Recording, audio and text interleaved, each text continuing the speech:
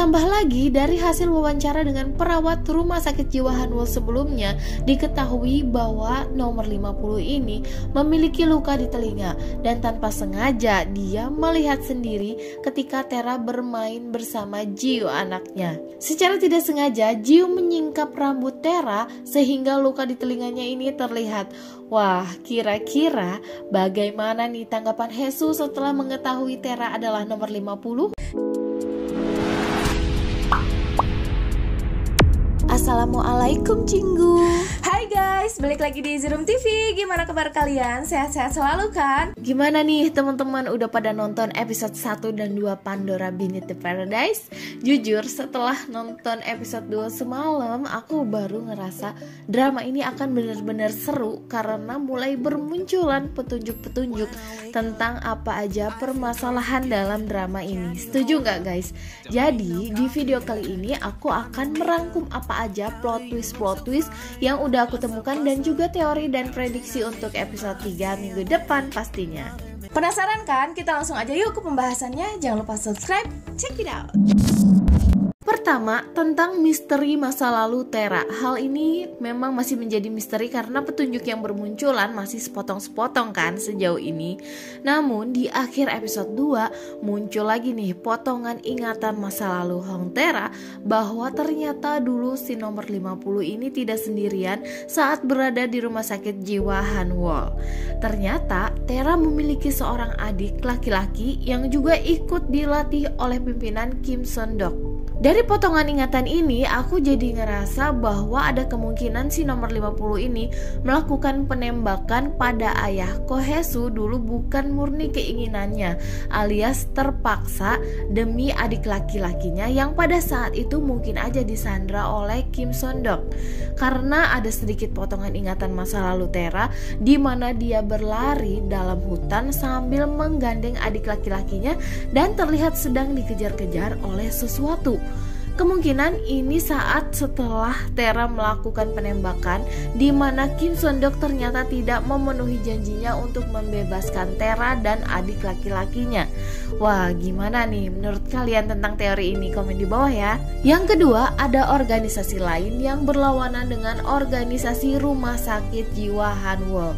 Jadi di episode 2 kemarin, saat Tera menemui Yura untuk mencari tahu siapa yang membuat settingan kehidupan baru Tera, di situ Yura tidak sengaja menjelaskan bahwa ada bos yang membayarnya untuk menjaga Tera selama 15 tahun ini sampai ingatan Tera ini kembali.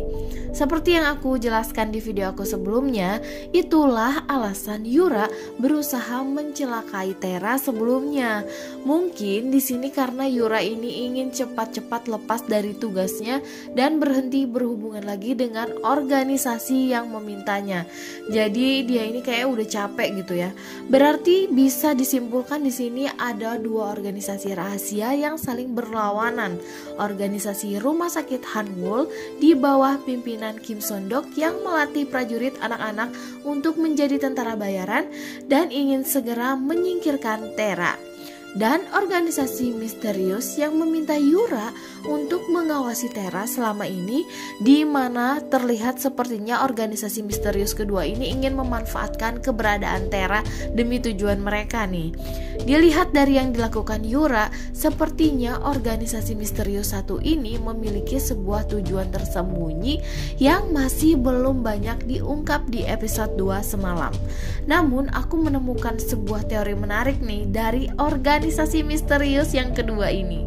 Yang ketiga, ada kemungkinan organisasi misterius kedua ini mempunyai tujuan tersembunyi yang ditujukan untuk Pyo Jae-hyun. Seperti yang dijelaskan Yura sebelumnya, Yura lah yang membuat kehidupan Tera menjadi kehidupan impian setiap wanita di mana memiliki keluarga yang bahagia, putri yang pintar dan cerdas, dan juga suami yang sukses dan terpandang. Yang aku yakini di sini tidak akan ada pemberian yang cuma-cuma dalam kehidupan, dan pastinya Yura pun sepertinya bukan tipe orang yang seikhlas itu membantu Tera menjalani kehidupan yang sempurna menggunakan identitas adiknya yang sudah meninggal. Kemungkinan besar ini semua juga perintah dari organisasi misterius kedua yang mempekerjakan Yura.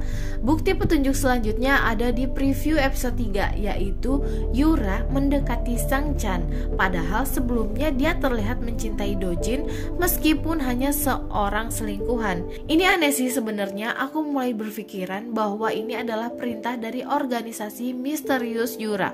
Sebelumnya saat Yura telepon organisasi dan memberitahukan bahwa ingatan Tera mulai kembali, di situ organisasi tersebut malah mengancam Yura dengan masalah perselingkuhannya bersama Dojin.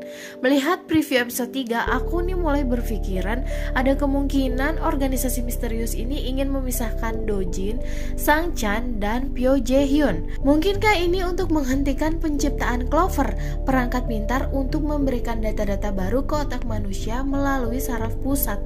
Mungkin memang benar tujuannya baik untuk bisa membantu para penyandang pikun atau Alzheimer.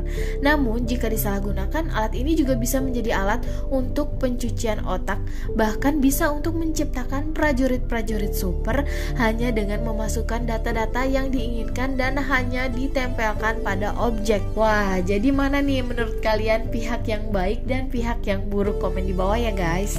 Sekarang kita bahas prediksi untuk episode 3 minggu depan. Di akhir penayangan terjadi hal yang mengejutkan, di mana setelah Kim Sun-dok berbicara empat mata dengan Pyo Jae-hyun, dia langsung memutuskan untuk konferensi pers dan mengumumkan bahwa dia mengundurkan diri dari Hatch dan mencalonkan diri untuk menjadi presiden. Hal ini sangat mengejutkan sih, karena yang diketahui orang-orang, dia tidak memiliki partai dan malah sedang bermasalah dengan partai Han Kyung-rok. Kenapa momennya bisa pas sekali setelah ditemui oleh Kim Sun-dok? Apa yang dibicarakan juga masih belum terungkap kan sampai akhir episode 2. Ada kemungkinan sih keputusan ini dibuat untuk melindungi Tera, karena kalau dia menjadi presiden tidak akan ada yang bisa membahayakan keluarganya, bukan? Mungkin ada hubungannya dengan pembicaraan dengan Kim Sun-dok. Saat mengetahui keputusan Pyo Jae-hyun ini, Tera pun terkejut. Akhirnya saat di rumah, dia pun membicarakan tentang keputusan Jae-hyun untuk mencalonkan presiden. Mau tidak mau, akhirnya Tera menceritakan dong masa lalunya dan menjelaskan pada Jae-hyun bahwa masa lalu kelamnya ini nantinya akan menjadi penghalang pencalonannya menjadi presiden. Namun Jae-hyun tetap kekeh aja nih, tetap maksa dan menenangkan Tera. Dia mengatakan bahwa yang terpenting adalah Tera yang dia kenal adalah wanita yang baik, itu sudah cukup. Wah, baik banget ya suaminya. Di sisi lain, teror terhadap Tera masih berlanjut. Dia menemukan sebuah surat dengan tulisan, "Jika berani kabur, keselamatan anak dan suamimu terancam." Dilihat dari bentuk suratnya, sepertinya pengirimnya adalah orang yang sama dengan yang mengirim paket pada Kohesu tentang identitas si nomor 50. Namun, karena yang Tera tahu bahwa yang berusaha mencelakainya adalah Kim Sun-dok, dia pun jadi berpikiran bahwa surat ancaman tersebut adalah dari Kim Sun-dok. Dia pun dengan marah mendatangi sendiri tempat persembunyian Kim Sun-dok dan mengancam balik Kim Sun-dok untuk menghentikan tindakannya yang membahayakan keluarganya.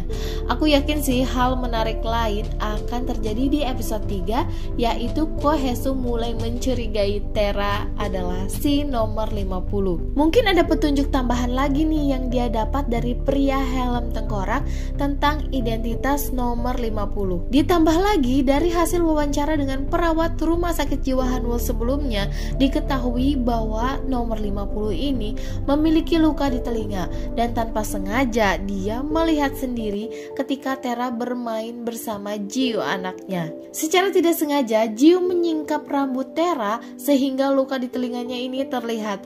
Wah, kira-kira bagaimana nih tanggapan Hesu setelah mengetahui Tera adalah nomor 50? Padahal kan yang kita tahu hubungan mereka ini sangat akrab seperti adik kakak beneran. Penasaran? Yuk kita tunggu penayangannya Sabtu nanti. Kalau kalian punya teori-teori lain, jangan lupa tulis di kolom komentar ya. Dan kalau misalnya kalian juga ada yang mau ditanyain, langsung kalian DM aja dan follow Instagram aku easyroom_tv.